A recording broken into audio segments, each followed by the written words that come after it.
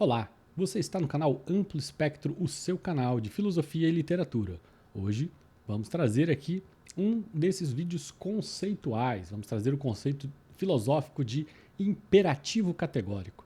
Afinal de contas, o que é o imperativo categórico do filósofo alemão Immanuel Kant?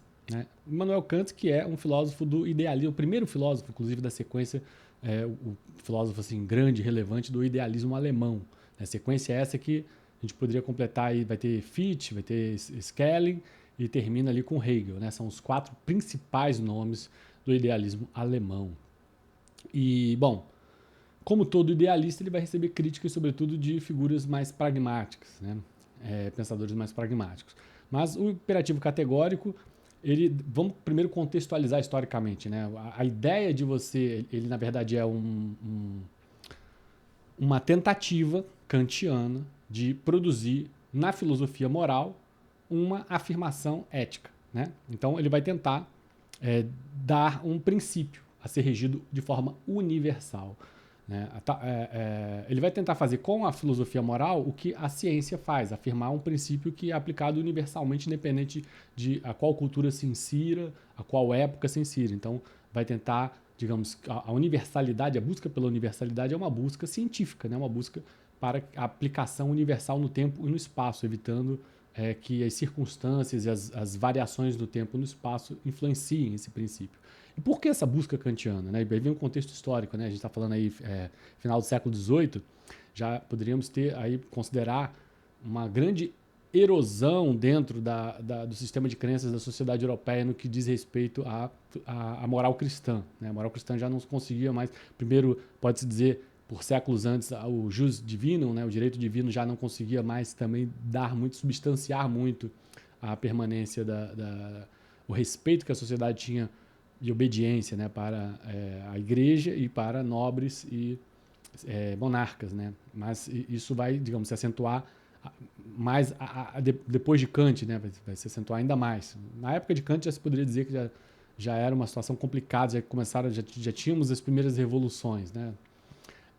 Agora, a questão da busca pela universalidade vem a partir do momento que uma moral dogmática, né, uma moral que dependa de fé, já não consegue mais reger a sociedade, que entramos aí numa espécie de sucumbência da igreja, e aí criou-se essa lacuna, enorme lacuna, onde um vazio, né, onde precisava ser preenchido por alguma coisa. Esse é alguma coisa que vem substituir a fé, vem ser justamente a ciência. A ciência busca princípios universalizadores. E o que o Immanuel Kant tentou foi justamente produzir um princípio universal, de aplicabilidade universal no tempo e no espaço, dentro da filosofia moral. E esse princípio se chama imperativo categórico. Bom, vamos ver aqui o que o Gemini, a inteligência artificial, nos faz. Né? Bom, antes de ler o Gemini, né, já antecipo e digo que de forma bastante grosseira a gente pode reduzir o imperativo categórico como aquele dizer popular que as pessoas falam, né? Ah, não faça ao próximo aquilo que você não gostaria que fizesse a você mesmo, né? Grosso modo, o imperativo categórico redunda nisso. Mas vamos ver assim, agora destrinchar mais esse conceito. O imperativo categórico é um dos conceitos centrais da filosofia moral de Immanuel Kant. Trata-se de um princípio ético fundamental que estabelece como devemos agir moralmente. Formulações. Kant apresentou o imperativo categórico em diferentes formulações, cada uma enfatizando um aspecto diferente do mesmo princípio fundamental.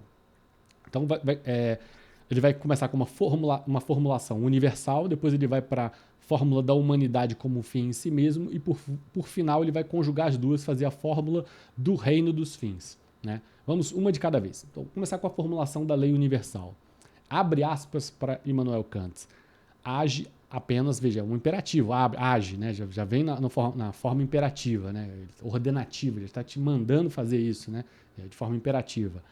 Age apenas segundo aquela máxima por meio da qual podes querer ao mesmo tempo que ela se torne uma lei universal. Então você vai agir segundo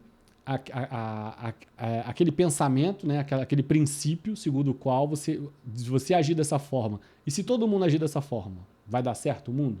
Né? Se você está agindo dessa forma, se todo mundo agir dessa forma, vai dar certo o mundo? Né? É um pensamento, a formulação da lei universal. Então, repito aqui, age apenas segundo aquela máxima por meio da qual podes querer o mesmo ao mesmo tempo que ela se torne uma lei universal.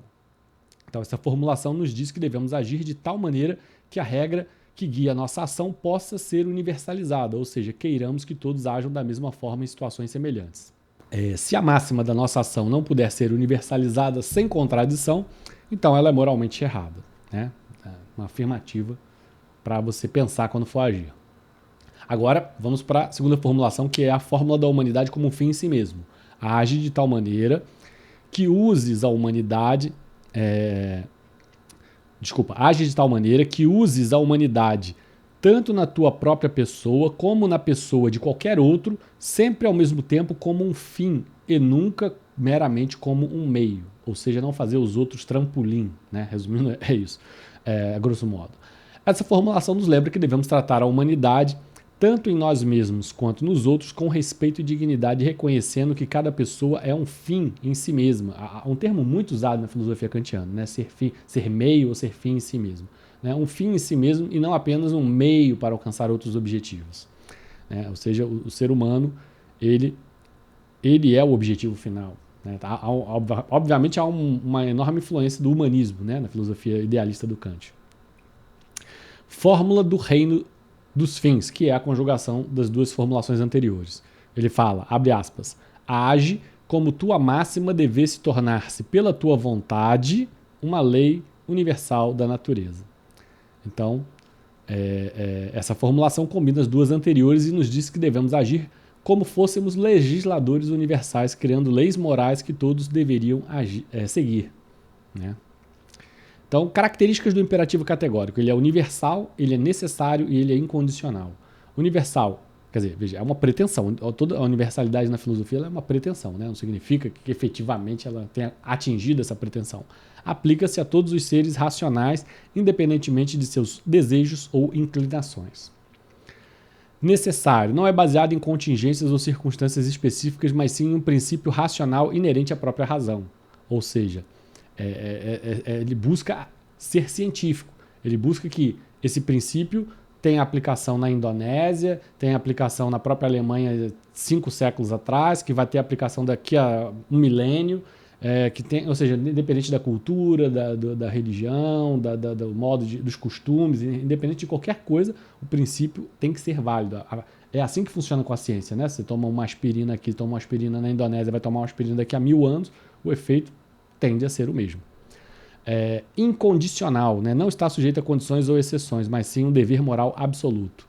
Agora vamos às críticas, né? Os pragmáticos sempre vão olhar para os idealistas, né? Desde Diógenes zombando do Sócrates, né? Com relação ao homem ser um bípede sem penas, né? Desde aquela época que os pragmáticos zoam, né? A gente já pensa aí no Cervantes, né? Zoando os romances de cavalaria, o Flaubert zoando o romantismo burguês. Os pragmáticos sempre vão zoar os idealistas. Isso é assim desde que o mundo é mundo. Vamos ver aqui as críticas ao idealismo do Immanuel Kant no que diz respeito à filosofia moral. Né? O imperativo categórico de Kant tem sido alvo de diversas críticas ao longo dos anos. Alguns filósofos argumentam que ele é muito abstrato e formal, não oferecendo orientação suficiente para a tomada de decisões morais em situações concretas. Outros criticam sua ênfase na universalização, argumentando que nem todas as ações podem ser facilmente universalizadas sem gerar contradições ou consequências indesejáveis. Alguém que eu imaginaria falando isso, claro, né? Mas duas pessoas eu imaginaria falando isso aqui. Curiosamente, uma delas é idealista, né? Um deles é o Michel Montaigne, mas claro que o Michel Montaigne precede o Immanuel Kant, então não conta, mas ele falaria certamente, porque ele logo no começo de ensaios ele brinca isso, né? Por diferentes caminhos você chega ao mesmo fim, por caminhos iguais você chega em resultados diferentes. Então essa ideia de universalização, não à toa ele é chamado de um antifilósofo, né?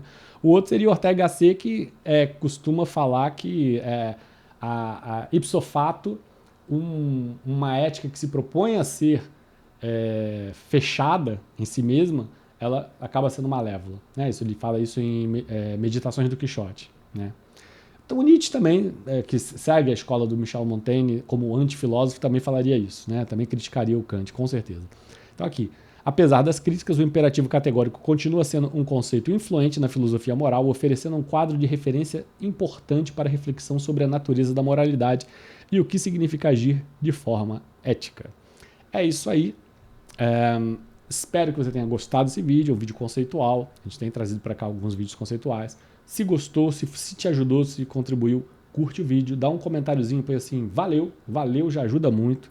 Procura assistir os próximos vídeos e sempre até o final, porque parou no meio, vai prejudicar aqui o algoritmo para o canal. Se puder, compartilhe com quem você acha que vai se interessar por esse conteúdo, né? E nos segue no Instagram, participa do grupo de Facebook Coisas Boas da Vida. Os links estão todos aqui embaixo, inclusive também o link para o Apoia-se, que a gente sempre pede, né, se possível, para viabilizar esse canal e para a gente poder não só manter o canal vivo, como, quem sabe, até poder expandir para novos horizontes, novas pessoas, né?